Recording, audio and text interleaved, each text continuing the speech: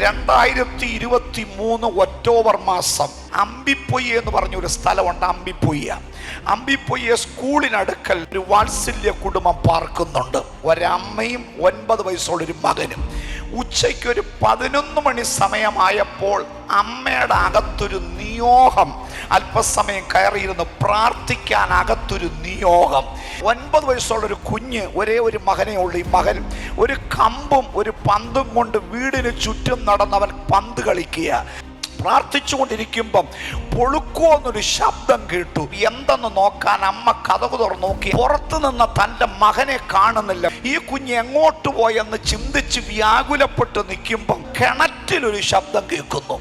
ഓടിച്ചെന്ന് അമ്മ കിണറ്റിൽ നോക്കിയപ്പോൾ തൻ്റെ 9 വയസ്സുള്ള മകൻ കിണറ്റിൽ കിടക്കുന്നു.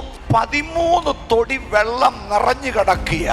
23 തൊടിയുള്ള കിണറ്റിലെ ആഴത്തിലേക്ക് ഈ കുഞ്ഞ് എങ്ങനെ എത്തി നോക്കിയോ എങ്ങനോ അവൻ കിണറ്റിനകത്ത് പോയി. 3 അടി വെള്ളത്തിലേക്ക് മുങ്ങിപ്പോയ കുഞ്ഞ് പൊങ്ങി വന്ന് മേലോട്ട് നോക്കി. ഒരു തൊടിയേൽ ഇങ്ങനെ പിടിച്ച് മേലോട്ട് നോക്കിയപ്പോൾ മമ്മിയെ കണ്ടു. ഈ കുഞ്ഞ് നോക്കി നിൽക്കുമ്പം വീണ്ടും വെള്ളത്തിലോട്ട് മുങ്ങിപ്പോയ കുഞ്ഞ് സെക്കൻഡ് കൊണ്ട് പൊങ്ങി വന്നു. ഉടനെ അമ്മ മുകളിൽ നിന്ന് വിളിച്ചു പറഞ്ഞ്, മക്കളെ സ്തോത്രം പറ, മക്കളെ സ്തോത്രം പറ.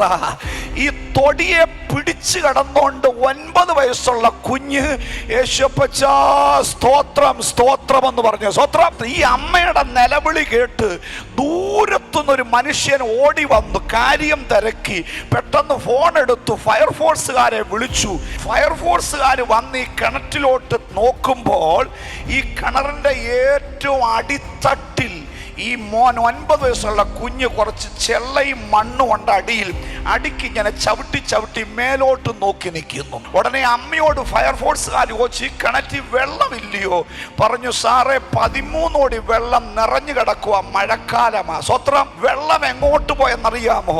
ഈ കുഞ്ഞ് സ്തോത്രം പറയാൻ തുടങ്ങിയപ്പം 13 അടി വെള്ളം താഴോട്ട് വറ്റിപ്പോയി. ഇവനെ ഫയർഫോഴ്സുകാരൊരു വലയിറക്കി അവനെ എടുത്ത് കരക്കെടുത്തു. മറ്റു കുഴപ്പങ്ങളൊന്നല്ല. അവനെ അടുത്ത് വിളിച്ചു ചോദിച്ചു, മോനെ വെള്ളം എങ്ങോട്ട് പോയി? അവൻ പറഞ്ഞു, മമ്മി പറഞ്ഞു സ്തോത്രം പറയാൻ. സ്തോത്രം പറഞ്ഞപ്പോൾ 13 തൊടി വെള്ളത്തെ വറ്റിക്കാൻ ഒരൊറ്റ സ്തോത്രത്തിന് ശക്തി ഉണ്ടെങ്കിൽ എൻ്റെ ദൈവം ചെങ്കടൽ മാത്രമല്ല വറ്റിക്കുന്നേ, യോർദാനെ മാത്രമല്ല വറ്റിക്കുന്നേ, കിണറും വറ്റിക്കേണ്ടി വന്നാൽ പ്രാർത്ഥിക്കുന്ന വെറുതെയാണോ? സ്തോത്രം പറയുന്ന വെറുതെയാണോ? ഉപവസിക്കുന്ന വെറുതെയാണോ? ആരാധിക്കുന്ന വെറുതെയാണോ?